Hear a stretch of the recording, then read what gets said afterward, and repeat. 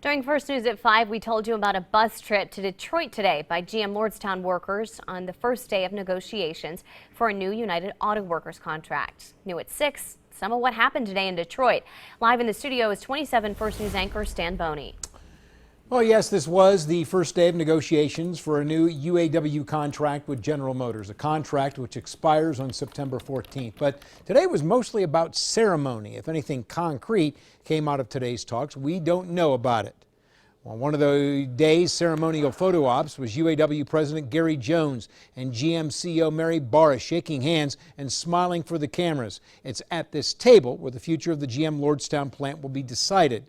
2 bus loads of laid-off GM Lordstown workers also made the trip to Detroit and rallied outside to let everyone know they want a product allocated to the plant. Those same Lordstown workers then went inside and cheered the UAW negotiators as they headed into the talks. Among those in Detroit today was Local 1112 shop chairman Dan Morgan. Anytime we go to a council meeting, we talk to the president, Gary Jones, we talk to Terry, we talk to his group, we talk to the top bargaining committee, and we let them know that, we want to survive. We've done everything right. We've done the things that GM's asked us to do. And for them to come in November 26th and just pull the plug on us just wasn't right. The trip to Detroit ended around 3:15 when the buses returned to Lordstown. 150 people made the trip. Even a few of them were from the now closed transmission plant in Baltimore.